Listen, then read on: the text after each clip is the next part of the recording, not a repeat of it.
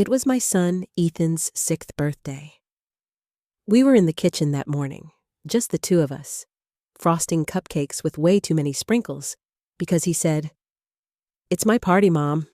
More sprinkles means more fun." The phone rang. I didn't recognize the number right away, but the moment I heard my dad's voice, my stomach tightened. No, "Happy birthday, Ethan." No, "Hey, how are you?" Just his cold, flat voice. "If you still want us in that boy's life, you better bring him here yourself." I froze. Ethan was singing to himself in the background, blissfully unaware. In that split second, I felt 12 years old again, like the daughter they'd always pushed to the side, the one who didn't quite measure up, the one they never really chose. The bitter taste of guilt and anger rose in my throat. I wanted to yell, "You could at least say happy birthday to your grandson." But I didn't, because the truth is, a part of me still wanted Ethan to know them, even if I wasn't sure they deserved him. I pictured him asking someday, "Mom, why don't I have grandparents like the other kids?" And I knew I'd probably cave. I always did. I hung up the phone with a quiet, "Okay, we'll see you this weekend." My voice sounded small, like a stranger's. As I watched Ethan's little hands pat the cupcakes, something heavy settled in my chest. This was supposed to be a day of joy. Instead, it felt like my parents had found a way, again, to make me feel like I was the one who needed to beg for love. Saturday morning came too soon. I loaded Ethan's small overnight bag into the back seat of my dusty SUV, his favorite blue blanket poking out like it wanted to wave goodbye to the safety of our apartment. He climbed in, humming his birthday song again, still carrying the lightness I was desperately trying to protect. The highway stretched out in front of us, 2 hours of empty road, and too much time for old memories to crawl in. The trees lining the rural stretch seemed taller than I remembered, leaning in like they wanted to remind me. "You've been here before. You know how this ends." Every turn of the wheel carried me back to the girl I used to be, the girl who could never quite reach the bar my parents set. The girl always one step behind my older sister, Claire. I still remember the sting of my mom's voice.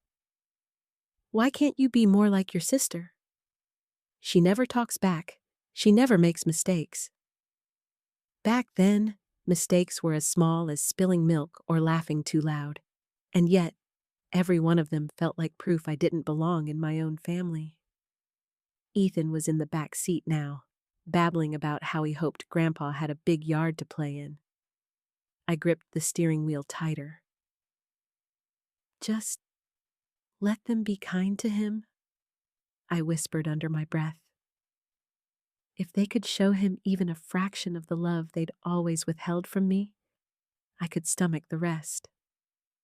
As we turned off the highway, the scenery shifted from open fields to quiet streets with houses too far apart.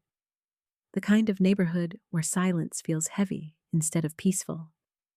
And then, there it was.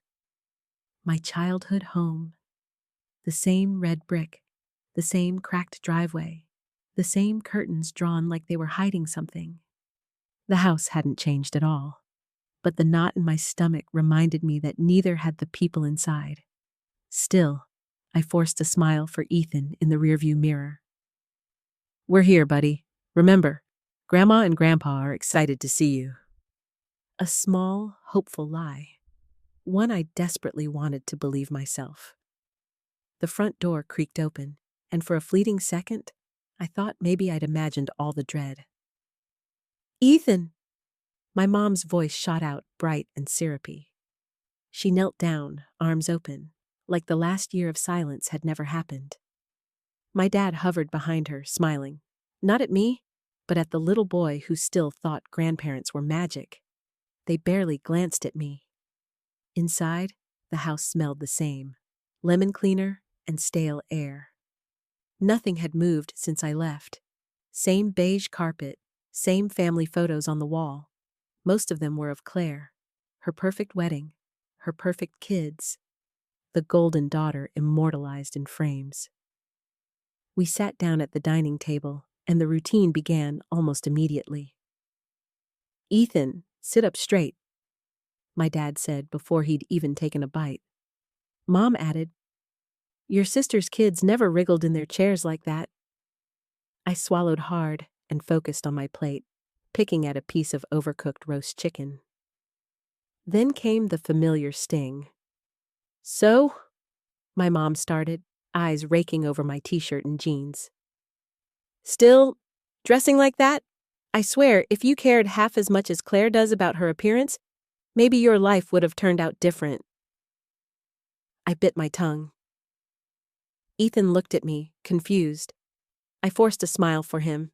It only got worse. "What are you even doing for work now?" my dad asked, voice casual but loaded. "Claire just got promoted again. She manages an entire department, you know." The words scraped at old scars I thought I'd buried. Ethan giggled at something on his tablet, an animated dog dancing, and my mom's face snapped toward him.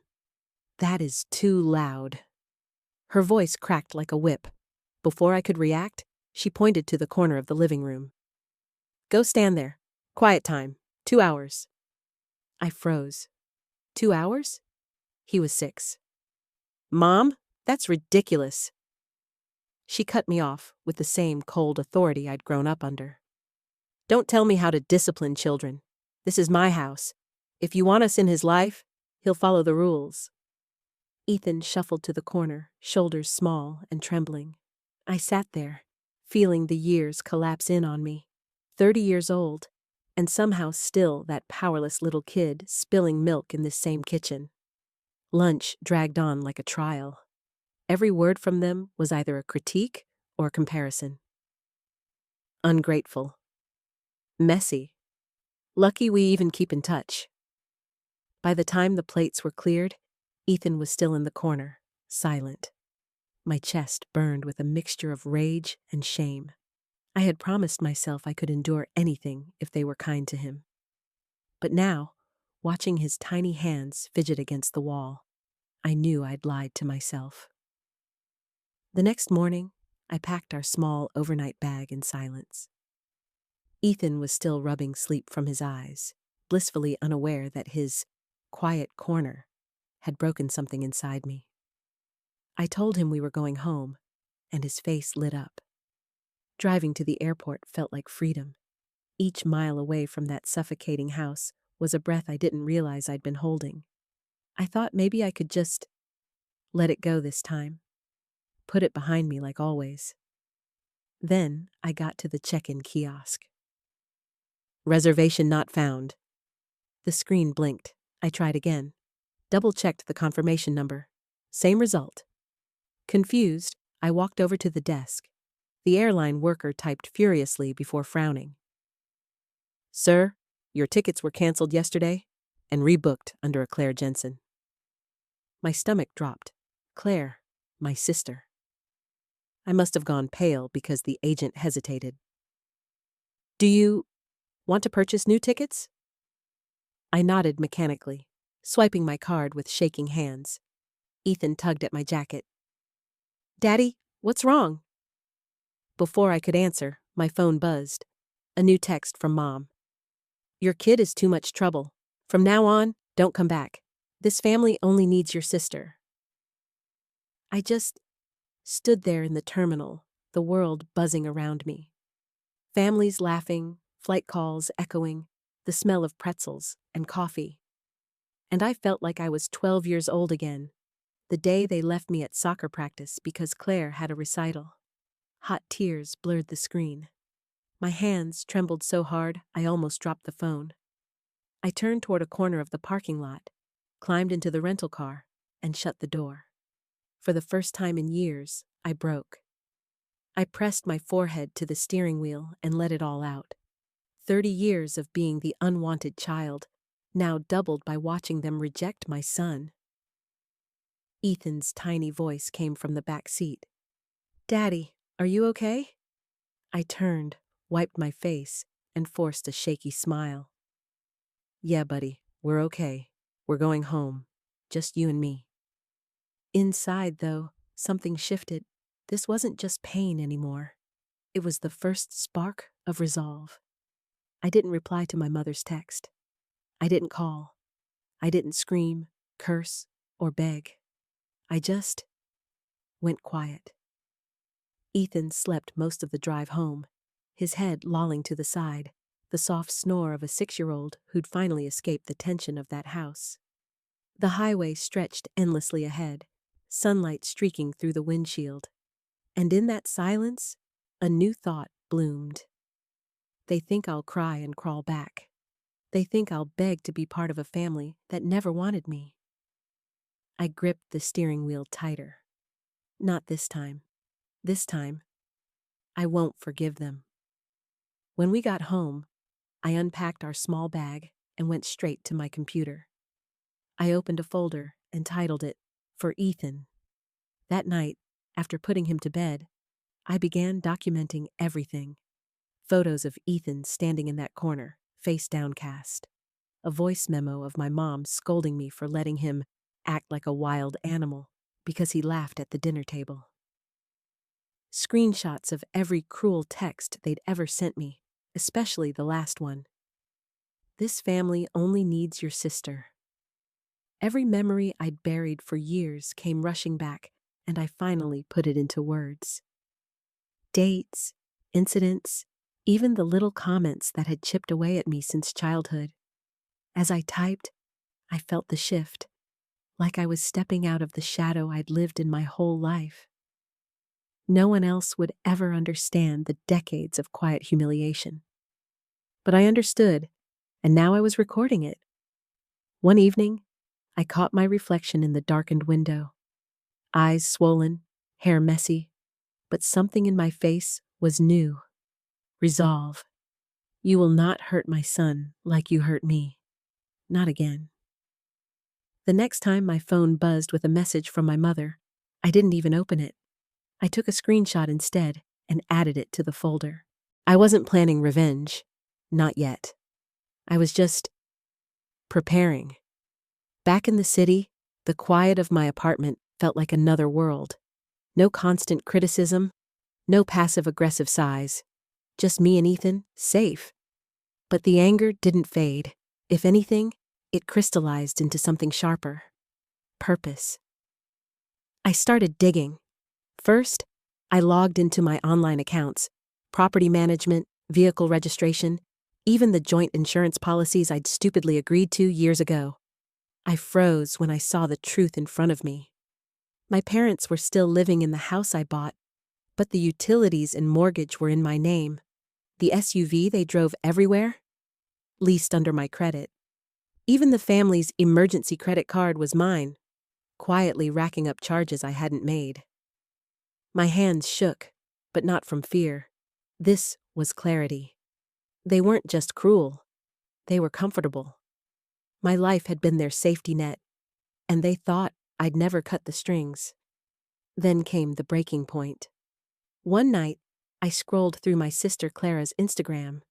She'd just posted a story, laughing over wine with her husband, bragging about a weekend getaway in our house, captioned, "I swear, my little sister is the best. She works, we enjoy."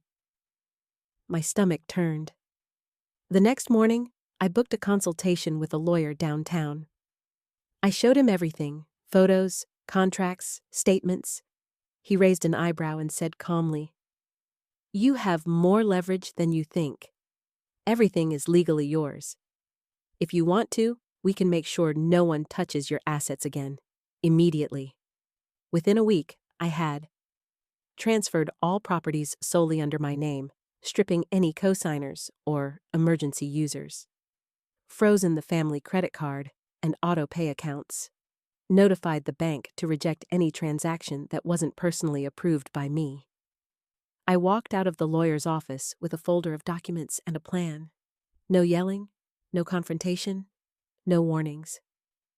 I would let silence do the talking until the day they realized everything they'd taken for granted was gone. That night, I tucked Ethan into bed and whispered, "We're safe now." I didn't know if he understood, but for the first time in years, I felt like I was finally taking care of both of us. 3 months passed. 3 months of silence. 3 months of watching from the shadows while my family assumed I had slunk away in shame. Then I saw it, an Instagram post from my sister Clara. "Can't wait for our little prince's birthday party. Family only." The little prince was my son Ethan, and family only didn't include me. I stared at the screen for a long minute, my jaw tight. They were using my child as a prop, celebrating him without me, pretending I didn't exist. I called my lawyer. "It's time," I said. The day of the party, their house was buzzing with laughter. Balloons in shades of blue floated over the lawn, and I could hear kids screaming with joy. Through the open windows, I caught the sound of my mother's voice cooing to Ethan. I walked up the driveway with my lawyer at my side. My hands weren't shaking anymore. I wasn't the scared, apologetic daughter they'd raised. The moment we stepped inside, the room froze. "What are you doing here?" my sister hissed, holding a cupcake in one hand. I didn't answer. Instead, I set my phone on the kitchen counter and tapped play. The room filled with voices, their voices. My mother. "Her kid is annoying. We only tolerate him because of Clara." My sister laughing, "She works. We enjoy." "She's too stupid to leave us." My mother again. "Honestly, I hope she stops coming. We only need our real daughter." The laughter and chatter died instantly. Even the kids seemed to sense the shift. I scanned the room, locking eyes with Clara's husband. His face went pale. Is that real?" he muttered. I nodded. "I have hours of it. Recordings, photos, proof of how you've all treated me and Ethan." He looked at Clara, who suddenly couldn't meet his eyes. My mother finally found her voice, trembling with rage. How dare you bring this here on his birthday?" I tilted my head, calm. "Funny. You never cared about his birthday when it was our turn to celebrate together." The guests shifted uncomfortably. Some whispered. Others stared at my parents with disgust. I didn't need to scream. I didn't need to cry. The truth was enough to shatter the perfect little image they'd spent years building. And this was only the beginning. The silence after the recording ended was deafening. I let it sit there for a few seconds, watching their perfect little party crumble in real time. Then I cleared my throat. "Since we're all here," I said, voice steady, "there's something else I need to share." I nodded to my lawyer, who placed a neat folder of documents on the kitchen counter right next to the cake. "This house," I began, "the cars in the driveway, and the bank cards you've been using. They're all under my name, legally." Gasps rippled through the crowd. My sister Clara's face flushed crimson. "That's a lie," she snapped. "Mom and Dad gave me this house. Everyone knows that." I tapped the folder, and my lawyer slid out the first sheet, proof of ownership, signed and notarized. "Correction," I said, calm as ice. "I let you live here, but 3 months ago, I changed the contracts. You no longer have legal access to this property, the vehicles, or any bank accounts you've been using." Clara's jaw dropped. "What? You can't do that." "Oh, I can," I replied, my finger swiping across my phone screen. Another audio clip played, my sister's voice crystal clear. "She's too stupid to ever take this back. We basically own her." The room murmured again, some people pulling out their phones as if they couldn't believe what they were witnessing. Then came the twist. Clara's husband, Michael, had been silent this whole time, standing stiff by the window. But when the recording of his wife laughing about how she bled her sister dry finished, his face hardened. "You've been using her money this whole time?" he asked, his voice low and shaking. You told me your parents helped you buy this house. You told me.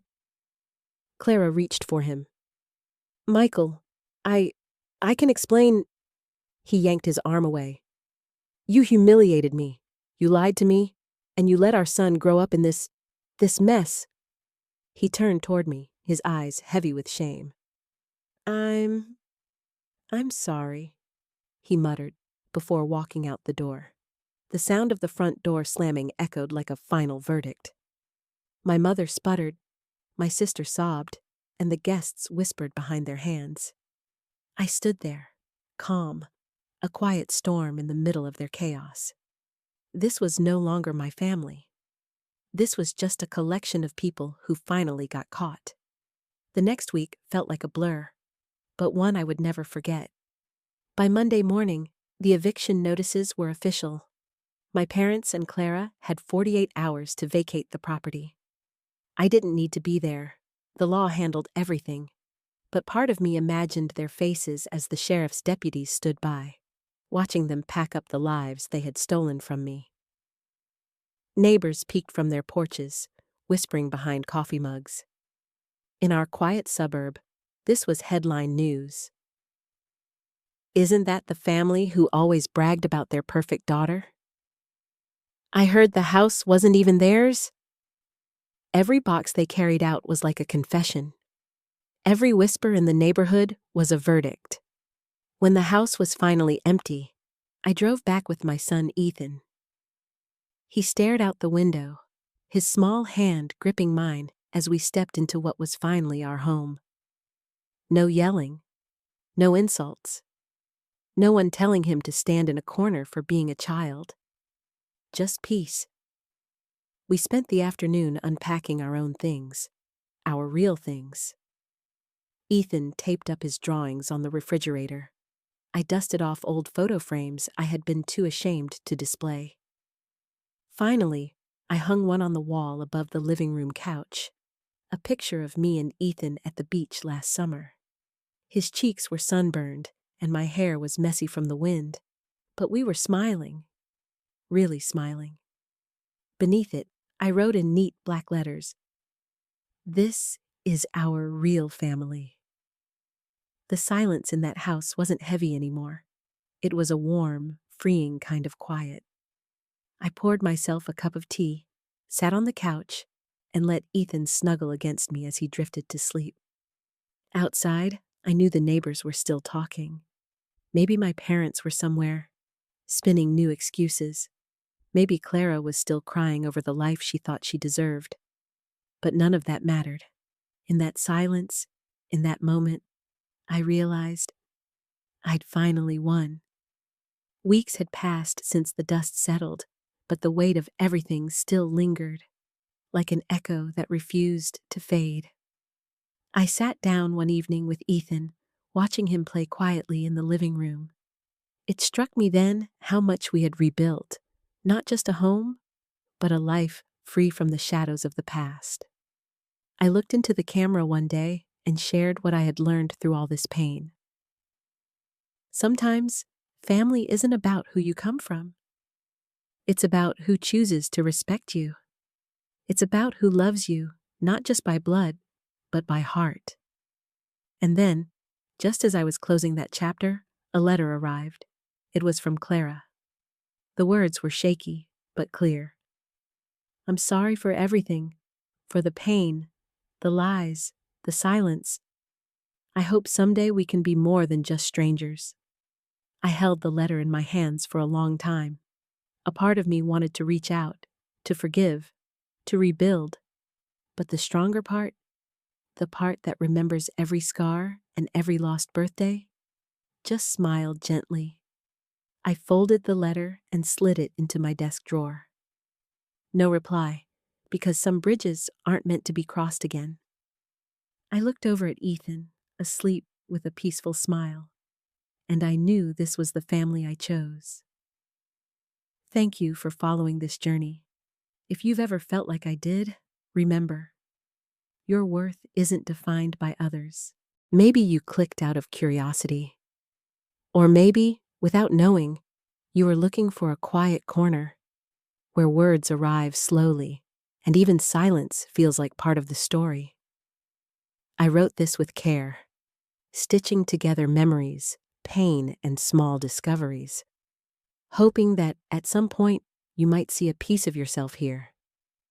If that happens, even just for a moment, stay, listen as far as you can, and if you feel like leaving a small sign, a hi, a thought, or even a tiny heart, sometimes that's enough to make this space warmer. Maybe even share it with someone who needs it. I never thought I'd end up back in my parents' house at 27. I'd always imagined I'd move out, get a job, and only come back for holidays like everyone else. But life doesn't always care about your plans. When my company downsized last year, I was one of the first to go. I burned through my savings faster than I expected. Rent in Denver isn't cheap, and neither is pride. So, I packed my life into 3 suitcases and dragged myself back to the house I grew up in. The thing about moving back in with my parents is, it's like being 16 again, but worse. Back then, I still had hope.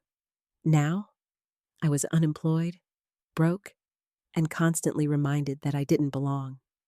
My dad didn't yell often, but when he did, it was like thunder. He had this way of making the air feel heavy, like even the walls were afraid of him. My mom, on the other hand, didn't yell at all. She just looked at me like I was something stuck to her shoe. Disgust mixed with disappointment, mixed with the tiniest bit of amusement, like watching a car wreck. That night was Savannah's birthday. Savannah, my older sister. If I was the forgotten shadow of the family, she was the sun. The house looked like something out of a magazine. White roses on every table, gold balloons floating toward the vaulted ceiling, crystal glasses that my mom never even let me touch when I was a kid. They even hired a string quartet to play in the backyard, where the pool lights shimmered like a luxury resort. I hovered near the edge of the living room, holding a plastic cup like a security blanket. I could feel the warmth of the chandeliers, smell the champagne, and hear the laughter that never included me. "Try to smile for once," my mom whispered sharply as she passed by, balancing a tray of hors d'oeuvres. "You're living here for free. The least you can do is look pleasant." My dad chimed in without even looking at me. "Stand up straight, and for God's sake, don't talk to anyone about your situation. People don't need to know we're housing a failure." The words stung, but not because they were new, because they were normal. I glanced at Savannah in the center of the room. She was glowing, in a silver dress that caught every flicker of light, holding a glass of champagne like it belonged in her hand. People gravitated toward her, laughing at everything she said, complimenting her success at the law firm, her upcoming award nomination, and her perfect life. I felt like an extra in a movie I didn't audition for, like a prop, pushed into a corner, there only to make her spotlight look brighter. And in that moment, surrounded by music, laughter, and champagne bubbles, I realized something bitterly true. This party wasn't just not mine. This house wasn't mine. This family wasn't mine. I was just borrowing air. I kept to the corner, sipping from my plastic cup like it could make me invisible. The laughter and clinking of champagne glasses felt miles away, even though I was standing right there. Then, the music paused. Savannah stood on the small stage my dad had rented for the evening, her silver dress catching every camera flash. She raised her glass and smiled that perfect photogenic smile. "First," she began, "I want to thank everyone for being here to celebrate me." The crowd laughed politely. "Another year older, another year of crushing it at the firm." Applause erupted. I felt my face flush, even though she wasn't looking at me yet. "And of course," she continued, I want to thank my amazing parents for always supporting me. You two gave me everything I needed to shine. My mom beamed. My dad puffed his chest. And then Savannah's eyes finally landed on me, still half hidden near the wall. I want to thank my baby brother for reminding me what rock bottom looks like. The room went silent for half a second, then exploded in laughter.